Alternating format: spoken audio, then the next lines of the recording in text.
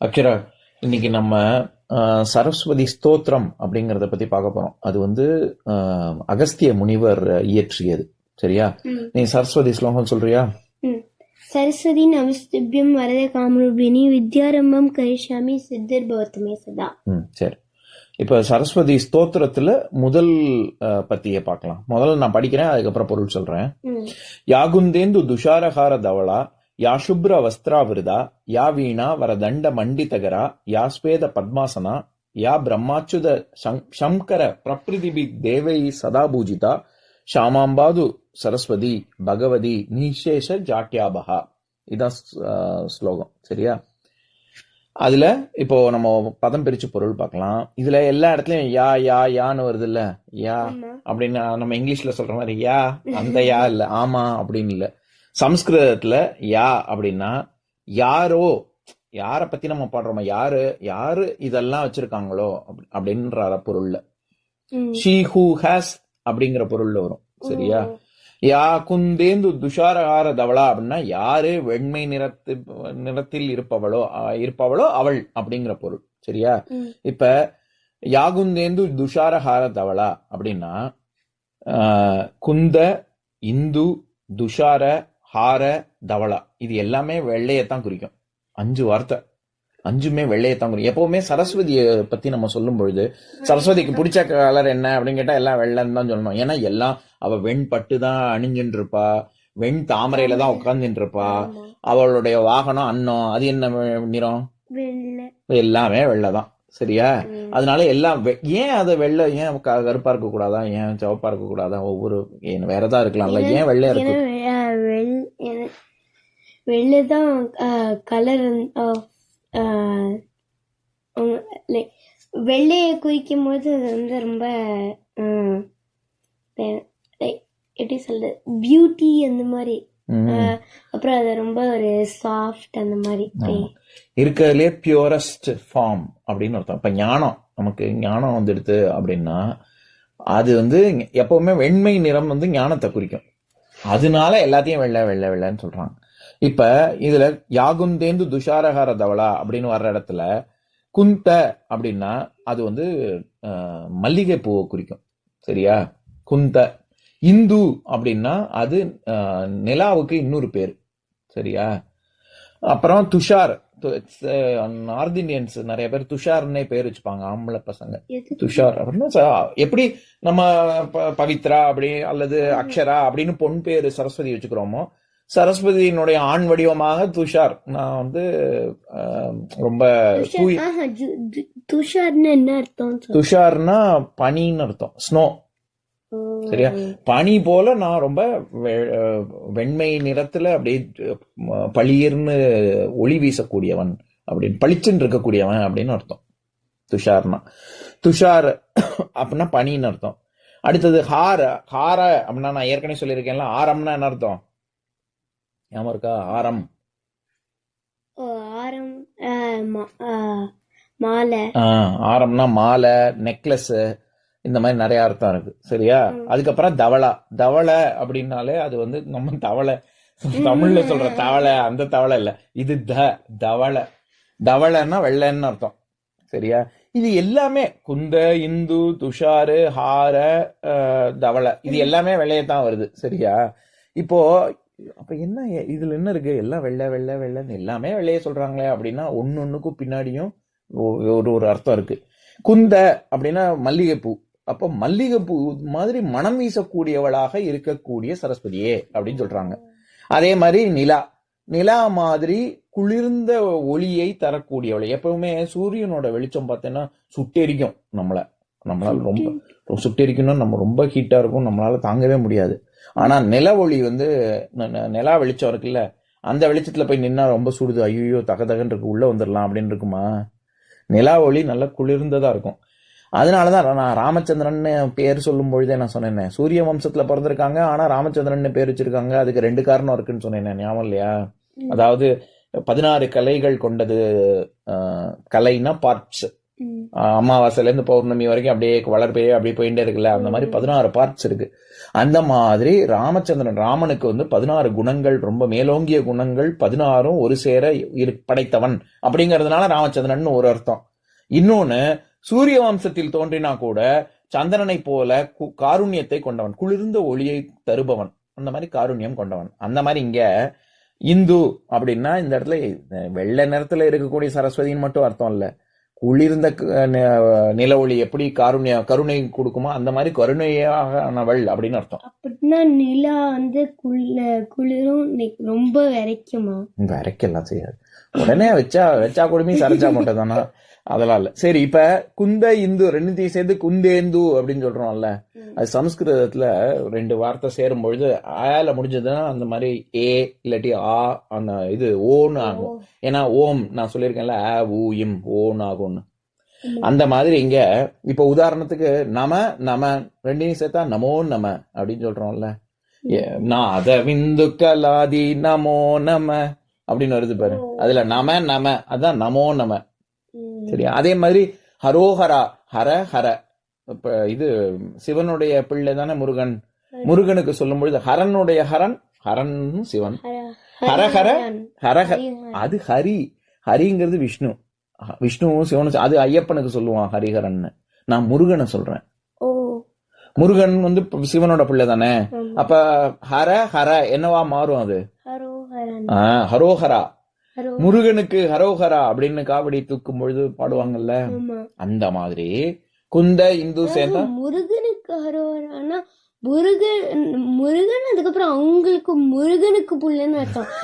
சிவனுக்கு ஹரோஹரான்னு சொன்னா சிவன் அதுக்கப்புறம் சிவனோட முருகன் இல்ல இது அவங்க ஒவ்வொரு கடவுளை வேண்டும் பொழுதும் கோவிந்தா, எப்படி நம்ம இது பெருமாளுக்கு வந்து கோவிந்தா கோவிந்தா அப்படின்னு ஜபிக்கிறோம்ல, அந்த மாதிரி முருகனுக்கு ஹரோஹரா அப்படின்னு சொல்லுவாங்க. முருகனுக்கு ஹரோஹரானா முருகனோட பிள்ளைன்னு அர்த்தம் இல்ல, முருகனுக்கு ஹரோஹரானா முருகனே உனக்கு நாங்க துதி பாடுறோம் அப்படின்னு சொல்றாங்க, உனக்காக நாங்க செய்யறோம், அவனுக்கு இது செய்யறோம் அப்படின்னு சொல்றோம்ல, அந்த மாதிரி முருகனுக்கு ஹரோஹரா. சரியா? அந்த மாதிரி எதுக்கு சொல்ல வரேன், குந்த இந்து சேர்ந்து குந்தேந்து அப்படின்னு வருது. அதுக்கு அடுத்தது துஷார், நான் சொன்னேன்ல பனி மாதிரி பளிச்சுன்னு இருக்கக்கூடியவன் அப்படின்னு. அடுத்தது ஹாரம்னா எப்படி ஒரு மாலை இருக்குமோ அந்த இந்த இடத்துல வந்து முத்து மாலையை குறிக்குது. முத்து என்ன நிறத்துல இருக்கும்? அந்த மாதிரி ஒளி வீசக்கூடிய சரஸ்வதியே அப்படின்னு சொல்றாங்க. தவளா அது நம்ம ஏற்கனவே பார்த்திருக்கோம், அது வெள்ளை தான். இப்படிப்பட்ட எல்லாமே வெள்ளையாக இருக்கக்கூடியவளே அப்படின்னு சரஸ்வதியை சொல்றாங்க. அடுத்தது யா சுப்ர வஸ்திராவிருதா, வஸ்திரம் அப்படின்னாலே ட்ரெஸ்ன்னு அர்த்தம். சுப்ர அப்படின்னா வெள்ளை, ரொம்ப மின்னக்கூடிய வெள்ளையில் வஸ்திரம் அணிந்து கொண்டிருப்பவளே. வஸ்திராவிருதா, ஆவிருத அப்படின்னா போட்டுக்கிறது, ட்ரெஸ் போட்டுக்கிறதுன்னு அர்த்தம். வெள்ளை நிறத்துல அணிந்து கொண்டிருப்பவள், வெள்ளை நிற ஆடை அணிந்திருப்பவளே அப்படின்னு. எப்பவுமே வெண்பட்டுல தான் சாத்துவாங்க இதுக்கு சுவாமிக்கு. கோவில்ல எல்லாம் வந்து எல்லா சுவாமிக்கும் அலங்காரம் பண்ணி அபிஷேகம் பண்ணி அதுக்கப்புறமா அலங்காரம் பண்ணி ட்ரெஸ் போட்டு விடுறாங்கல்ல, அந்த ட்ரெஸ் போட்டு விடுறது எப்பவுமே சரஸ்வதிக்கு வெண்பட்டுல தான் ஆடை, பட்டாடை போட்டு அணிவிப்பாங்க. துர்கைக்கு எல்லாம் சிவப்பு நீலம் அப்படி. மட்டும் ஒரே ஒரு ஸ்பெசிபிக் கலர் இருக்கு. இல்ல அப்படிலாம் கிடையாது, எல்லா கலரும் எல்லாருக்கும் போட்டுக்கலாம். அப்புறம் ஆனா சரஸ்வதிக்கு மட்டும் வெள்ளை, ஏன்னா அவங்க வந்து ஞானத்தை கொடுக்கக்கூடிய கடவுள். அப்ப மிச்ச கடவுள் அவங்க சாய்ஸ். ஒவ்வொரு நாளைக்கு நவராத்திரியில ஒவ்வொரு ராத்திரிக்கும் ஒவ்வொரு நிறத்துல போடுவாங்க. ஆனா சரஸ்வதிக்கு மட்டும் இப்பதானே சொன்னேன் ஏன் வெள்ளைன்னு. ஞானத்தை கொடுக்கக்கூடியவள், பரிசுத்தமானவள், ரொம்ப பியூர் அப்படின்னு. சரியா? சரி, அடுத்த வரி. இதுல சுப்ர அப்படின்னா நம்ம உடனே சுப்பிரமணியன், முருகனுக்கு இன்னொரு பேர் இருக்குல்ல, அதுல சுப்பிரமணியன் அந்த சுப்ரன்னு நினைச்ச கூடாது. இது சுப்ர. அதுல சுப்பிரம நியம் அது சேர்ந்தாதான் சுப்பிரமணியம். சூனா ரொம்ப சுப்பிரபாதம்னு சொன்னேன்னு தெரியுமா, பிரிபிக்ஸ். சூனா சூப்பர், பிரமாதமான அர்த்தம். பிரம்மம்னாலே பெருசுன்னு அர்த்தம். சரியா? ஒன்று நியம் அப்படின்னா ஒன்னுல இருந்து இன்னொன்னா மாறுறதுன்னு அர்த்தம். சிவனுடைய நியம் சுப்பிரமணியம்ல வர்ற நியம். அது முருகனுடைய நெற்றிக்கண்ல இருந்து அந்த ஒரு சாரி முருகனோட நெற்றிக்கண் இல்ல, சிவனுடைய நெற்றிக்கண். சிவனுடைய நெற்றிக்கண்ல இருந்து அங்கிருந்து ஒரு ஸ்பார்க் வந்து அதுல இருந்து தானே முருகன் வந்தாரு. அது ஒன்னு சிவன் வந்து முருகனா மாறினாரு அப்படின்னு சொல்றாங்க. சுப்பிரமணியம் அப்படிங்கிற வார்த்தைக்கு என்ன அர்த்தம்னா சிவன்ல இருந்து தோன்றிய முருகனே அப்படின்னு சொல்றாங்க. சுப்பிரமணிய முருகன் அப்படின்னு. ஆமா, சரியா? சரி, அந்த எதுக்கு சொல்ல வந்தேன், அதுல எப்படி சுப்ர அப்படின்னு சொல்றது அந்த இடத்துல வர்றது இல்ல, இது சுப்ர. சரியா? யா சுப்ர வஸ்திராவிரதா. அடுத்தது யாவீணா வரதண்ட மண்டிதகரா. இதுல வீணையை எப்பவுமே வீணையோட கையில வச்சிருப்பாங்க. ஏன் இவங்க வரைகிறவங்க கிட்டாரை கையில வச்சிருக்க மாதிரி, ட்ரம்ஸ் வாசிக்கிற மாதிரி, சரஸ்வதி வரல. ஆனா ஏன் வீணையை போய் வச்சிருக்காங்க சொல்லு பாக்கலாம். எப்படி சொல்ற, ஏன்னா வீணை அந்த ரொம்ப இனிமையான சவுண்ட்ஸ், ரொம்ப மென்மையானது, மெலோடியஸ் சவுண்ட்ஸ். அது எதுக்கு சொல்லுவாங்கன்னா நம்மளுடைய அது ஒரு நல்ல பாசிட்டிவ் வைப்ரேஷன் சொல்றாங்கல்ல, கேட்கறதுக்கே ரொம்ப நீ சொல்ற மாதிரி ரொம்ப இனிமையாவும் இருக்கும். நம்ம கேட்ட உடனே நமக்கு ஒரு ரொம்ப ஒரு அமைதி பிறக்கும் நமக்குள்ள. சரியா? அதனாலதான் வீணை சாஃப்ட் மியூசிக். ஆமா. யா வீணா கையில வீணை வச்சிருப்பவளே வரதண்ட, வரம்னா வரத்தை கொடுப்பவள், நம்ம கேட்கக்கூடியது எல்லாத்தையும் கொடுக்கக்கூடியவள். சரியா? வரதண்ட மண்டிதகரா. கர அப்படின்னாலே கை, கரம்னாலே கையின்னு சொன்னேன்ல. அந்த கையில என்ன வச்சுட்டு இருக்கா அப்படின்னு கேட்டா வீணை வச்சுட்டு இருக்கா. வரதண்டம், தண்டம்னா ஸ்டிக், ஸ்டாஃப்னு அர்த்தம். நம்ம செங்கோல் சொல்றோம்ல, தண்டம்னா சரியான தண்டம் அப்படின்னு சொல்றான். அந்த தண்டம் ஒரு மாதிரி ரொம்ப அப்படியா? சரி. வரதண்ட மண்டிதகரா அப்படின்னா தண்டம்னா செங்கோல்னு அர்த்தம். சரியா? செங்கோல்னா எப்படின்னா எப்பவுமே யமன் கையில செங்கோல் இருக்கும். அதுக்கப்புறம் யார் யாரெல்லாம் வந்து சரி தவறுன்னு பார்த்து நீதி வழங்குறாங்களோ ராஜா கையில செங்கோல் இருக்கும். அந்த மாதிரி சரஸ்வதி கையிலயும் செங்கோல் இருக்கும். இங்க எங்கேயாவது சரஸ்வதி கையில செங்கோல் இருக்கா? இல்ல. இங்க வந்து ஜபமாலை இருக்கு. அதுக்கப்புறம் அந்த வேதம் வந்து ஓலைச்சுவடிகளா ஒரு கையில வச்சுட்டு இருக்கா, இன்னொரு 2 கையில வீணை வச்சுட்டு இருக்கா தானே. ஆமா. ஆனா பொதுவா இங்க வரதண்ட மண்டிதகரான்னா இங்க வெளியில தெரியற மாதிரி தண்டத்தை கையில வச்சுட்டு இருக்கல. சரியா? இவங்க வந்து என்ன சொல்றாங்க, அந்த தண்டத்தை வச்சுதான் வரங்கள் நீ கேட்கக்கூடிய, நீ நிறைய உமாச்சி காப்பாத்து நிறைய வேண்டினா உனக்கு நிறைய வேண்டியிருக்கா இவ அப்படின்னு சொல்லி வரமளிக்க கூடிய தண்டத்தை ஏந்தி இருக்கக்கூடிய சரஸ்வதியா. நமக்கு வெளியே இந்த படத்துல தெரியல, ஆனா கையில வச்சுட்டு இருக்கான்னு சொல்றாங்க. அகஸ்தியர் சொல்றாரு அப்படி. சரியா? யா வீணா வரதண்ட மண்டிதகரா யா ஸ்வேத பத்மாசனா அப்படின்னா ஆசனம்னா என்ன? ஆசனம்னா அந்த கிங்ஸ்ல உட்கார்ந்து இருப்பாங்கல்ல, சிம்மாசனம் அப்படின்னு சொல்ற, அதுதான் சொல்றியா?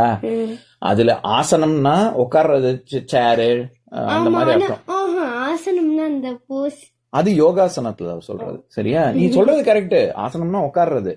யோகாசனம்னா யோக நிலையில கடவுளோட ஒன்றி இருக்கணும் அப்படிங்கிறதுக்காக உட்கார்ற போஸ் தான் யோகாசனம். சரியா? சிம்மாசனம்னா சாதாரண சேரு, இது டப்பா சேரு, பிளாஸ்டிக் சேரு, அந்த சேரு இந்த சேர்லாம் இருக்கு. ஆனா இருக்கிறதுலயே பெஸ்ட் ஆசனம் சிம்மம், காட்டு ராஜா மாதிரி இருக்கிறதுலயே பெஸ்ட் ஆசனம் யாருக்கு கொடுப்பாங்க? ராஜா கொடுப்பாங்க. அதனால ராஜா உட்கார்ந்து இருக்கிற சேர சிம்மாசனம்னு சொல்றாங்க. சாமிக்கு ஏன் சிம்மாசனம் கொடுக்க கூடாது? ஏன்னா அவங்களதான் டாப் கிளாஸ். அதுதான் சிம்மாசனத்தோட பத்மாசனம் இன்னும் வசதி. ஏன்னா சிம்மாசனம் அது அந்த சேர் இருக்குல்ல, அத எவ்வளவு காலத்துக்கு அந்த சேர் அப்படியே இருக்கும்? பல வருஷங்களுக்கு இருக்குமா? ஒரு 1000 வருஷத்துக்கு இருக்குமா? ஆனா தாமரையில உட்காந்துருப்பா. யார்? ஸ்வேத பத்மாசனா. ஸ்வேதானா மறுபடியும் வெள்ளதான், வெண்தாமரையில உட்காந்துருப்பா. நான் ஏற்கனவே சொல்லியிருக்கேன்ல, சுவாமிக்கு வந்து முகமும் தாமரை, கையும் தாமரை, காலும் தாமரை, எல்லாமே இதய தாமரை, எல்லாமே தாமரைன்னு சொல்லுவாங்க அப்படின்னு. அது ஏன் அப்படி தாமரையை ரொம்ப உயர்வா சொல்றாங்கன்னா, தாமரை இலையில தண்ணீர் ஒட்டவே ஒட்டாது. அது இப்படி மழை பெஞ்சு இப்படி போட்டோம் இப்படி வழிஞ்சிரும். சரியா? அந்த மாதிரி ஈரமாவே ஆகாது. அந்த மாதிரி கடவுள் வந்து எப்பவுமே இந்த 3 குணங்கள் சொல்லியிருக்கேன்ல, ரஜோ தமோ இது அந்த 3 சத்திய சத்வ ரஜோ தமோ குணம், இந்த 3 குணங்கள்ல இருந்தும் விலகி இருப்பாங்க. அது வந்து ஒட்டவே ஒட்டாது. உனக்கு அவங்க அவங்க வந்து அவ்வளவு உயர்ந்தவங்க அப்படின்னு. அது தாமரை மாதிரி ஒட்ட மாட்டாங்க. உனக்கு வரம்லாம் கொடுப்பாங்க, ஆனா அதுல இருந்து அந்த லௌகீக விஷயம், இந்த உலக விஷயங்கள்ல இருந்து விலகி இருப்பாங்க அப்படின்னு அர்த்தம். அதனால சிம்மாசனத்தோட பத்மாசனம் இன்னும் பெட்டர். சரியா? இப்படிப்பட்ட சரஸ்வதியை யார் யாரெல்லாம் கும்பிடுறாங்க அப்படின்னு கேட்டா, யா பிரம்மா அச்சுத சங்கர பிரப்ரிதிபி தேவை சதா பூஜிதா. சதானா எப்பவுமே சதா தொந்தரவா இருக்கேன் உன்னோட, அல்லது சதா வந்து டெய்லின்னு தினசரின்னு அர்த்தம் சதான்னா. பூஜிதானா பூஜை பண்றது அப்படின்னு அர்த்தம். யார் யாரெல்லாம் பூஜை பண்றா? பிரம்மா, அச்சுதன், அச்சுதன்னா விஷ்ணுவுக்கு இன்னொரு பேர். சரியா? ஆமா. அப்புறம் சங்கர, எப்பவுமே சமஸ்கிருதத்துல சொல்லும்போது சங்கர அப்படின்னு இம் சத்தம் வரணும். தமிழ்ல எழுதும்போது சங்கரன் அப்படின்னு சொல்லலாம். சரியா? ஏன் அப்படின்னா சங்கரங்கிறது மங்களத்தை உண்டு பண்ணுபவன் அப்படிங்கிற பொருள். கரன்னா பண்ணுபவன், செய்யறதுன்னு அர்த்தம். ஷம் அப்படின்னாலே மங்களத்தை உண்டு பண்ணுபவன் அப்படின்ற பொருள். சிவன்கிற வார்த்தைக்கே அதுதான் அர்த்தம். சரி, ரொம்ப ஆஸ்பீஷியஸ் அப்படின்னு சொல்றோம்ல இங்கிலீஷ்ல, அதுதான் மங்களமா இருந்தாலே எப்பவுமே நல்லதுதான் நடக்கும் அப்படின்னு அர்த்தம். அப்படி சிவன் பூஜை பண்றாங்க, அச்சுதன் விஷ்ணு பூஜை பண்றாங்க, பிரம்மன் இவங்க எல்லாம் பண்றாங்க. அப்புறம் பிரப்ரிதிபி தேவை சதா பூஜிதா. தேவை, இந்த தேவர்கள், எல்லா தேவர்களும் எல்லாருமே பண்றாங்க. ஷாமாம்பாது, பாது அப்படின்னாலே நம்ம பாதம் இல்ல, ரொம்ப பாதுகாப்பு அப்படின்னு அர்த்தம். பாதமே பாதுகாப்பு தான். நம்ம திருவடியை தானே போய் வணங்குறோம். நம்ம பாதுகாப்புன்னு சொல்றோம்ல, ரொம்ப சேஃப் அப்படின்னு. அந்த மாதிரி நீ தான் என்னை சாமாம்பாது அப்படின்னா நீ தான் என்னைய காப்பாத்தணும் அப்படின்னு வேண்டிக்கிறாங்க. அப்படி எப்பேற்பட்ட சரஸ்வதி? சரஸ்வதி பகவதி அப்படின்னு. பகவான் ஆதி பகவான், அகர முதல எழுத்தெல்லாம் ஆதி பகவன் முதற்றே உலகு அப்படின்னு பார்த்தோம்ல. பகவன்னா ஆம்பளை கடவுளை சொல்றது, பெண் தெய்வத்தை சொல்லும் பொழுது பகவதி அப்படின்னு. சரியா? ஆமா. சரஸ்வதி பகவதி நிச்சேஷ ஜாட்டியாபகா. நிகிசேஷ, சேஷ அப்படின்னாலே மிச்சம் இருக்கிறது அப்படின்னு அர்த்தம். சரியா? ஆதிசேஷன் நம்ம விஷ்ணுவோடைய பாம்பு படுக்கையை சொல்றோம்ல, ஆதிசேஷன். அதுக்கு ஆதிசேஷனுக்கே ஏன் ஆதிசேஷன் பேருன்னா, யுகங்கள்லாம் முடியும் பொழுது, ஒரு கல்பம் முடியும் பொழுது உலகம் எல்லாம் அழிஞ்சு எல்லாமே வந்து விஷ்ணுவுடைய வயிற்றுல போய் அடங்கிரும் அப்படின்னு நம்மளுடைய நம்பிக்கை. சரியா? அப்படி எல்லாமே போய் அடங்கினதுக்கு அப்புறம் என்ன பாக்கி இருக்கும் அப்படின்னு கேட்டா, அந்த ஆதிசேஷன் மட்டும்தான் பாக்கி இருக்கும். அதனாலதான் அந்த ஆதிசேஷன் பாம்புக்கு ஆதிசேஷன் பேரு. விஷ்ணுதான் படுத்துட்டு இருக்காருல்ல, அதனால அதுதானே பாக்கி இருக்கு. விஷ்ணு இருக்காரு, கடவுள் இருக்காங்க, கடவுளை தவிர்த்து என்ன பாக்கி இருக்கு? சேஷன் தான் பாக்கி இருக்கு. பாக்கி இருக்கிறது தான் ஆதிசேஷன். சரியா? அதனால சேஷ அப்படின்னாலே பாக்கின்னு அர்த்தம். சரி, இப்ப இங்க என்ன நிசேஷ ஜாட்டியாபகா. அதே மாதிரி ஜடம் அப்படின்னா, ஜடமா உட்கார்ந்துருக்கே அப்படின்னா என்ன அர்த்தம்? ஜடம்ங்கிற வார்த்தைக்கு என்ன அர்த்தம்? திட்டுறதுக்கு பயன்படுத்துவாங்க. ஒரே இடத்துலயா அசமஞ்சமா எந்த வேலையும் செய்யாம அப்படியே சும்மா அப்படியே ஜடபரதர்னே ஒரு முனிவர் இருந்திருக்காரு. அவர் என்ன பண்ணிருக்காரு, ஒரு மான், நான் அந்த கதை உனக்கு ஏற்கனவே சொல்லியிருக்கேன், ஒரு மான் வந்து குட்டியை வந்து காப்பாத்தி அப்புறம் அந்த மானுக்காகவே அவர் தவம் இருக்கிறத விட்டுட்டு மானுக்காகவே இருப்பார்ல. அச்சுச்சோ, நம்ம வந்து ஒரு வாழ்க்கையவே மானுக்காக வீணடிச்சிட்டோம், இனிமே அடுத்த தடவை இதே தப்ப பண்ணக்கூடாது அப்படின்னு சொல்லிட்டு எதுவுமே பண்ண மாட்டாரு. எப்பவுமே சுவாமியவே நினைச்சுட்டு இருப்பாரு. யாராவது வந்து திட்டினா கூட அவங்க பாட்டுக்கு திட்டுட்டு இருப்பாரு, உட்கார்ந்து இருப்பாரு, எல்லாம் எதுவுமே பண்ண மாட்டாரு. அவர் பாட்டுக்கு தியானத்திலேயே இருப்பாரு. அவர் தியானத்திலேயே இருக்காருங்கிறதே தெரியாம எல்லாரும் அவர் சும்மா ஜட மாதிரி உட்காந்துருக்காருன்னு சொல்லி, வெறும் பரதர் இல்ல, இவர் ஜட மாதிரி இருக்கிறவர், அதனால ஜடபரதர்னு எல்லாரும் திட்ட ஆரம்பிச்சிருவாங்க அந்த முனிவரை. அப்பயும் அவர் தியானத்துலதான் இருப்பார். எதுக்கு சொல்ல வந்தேன், இந்த இடத்துல நிச்சேஷ ஜாட்டியாபகா அப்படின்னா, என்கிட்ட இருக்கக்கூடிய இந்த மாதிரி ஜடத்தன்மை ரொம்ப மந்தமா இருக்குல்ல, இந்த மாதிரி அந்த மாதிரி இருக்கிற தன்மையை போக்கணும். நிகி, நீ அப்படின்னு சேர்த்த அந்த அடை சமஸ்கிருதத்துல சேர்த்தாலே அது வந்து ஆப்போசிட்னு அர்த்தம். சேஷன்னா பாக்கின்னு அர்த்தம். நிகி சேஷ ஜாட்டியாபகானா கொஞ்சம் கூட பாக்கி வைக்காம அப்படின்னு அர்த்தம். சரியா? நிகி சேஷ அப்படின்னா கொஞ்சம் கூட பாக்கி வைக்காம எதை தூக்கணும்? ஜாட்டியாபகா அப்படின்னா அபக அப்படின்னா நீக்கிறதுன்னு அர்த்தம். என்னுடைய ஜடத்தன்மையை கொஞ்சம் கூட பாக்கி இல்லாம நீக்கிரு, நீ தான் நீக்கணும் அப்படின்னு அர்த்தம். நிகிச்சேஷ ஜாட்டியாபகா அப்படின்னா.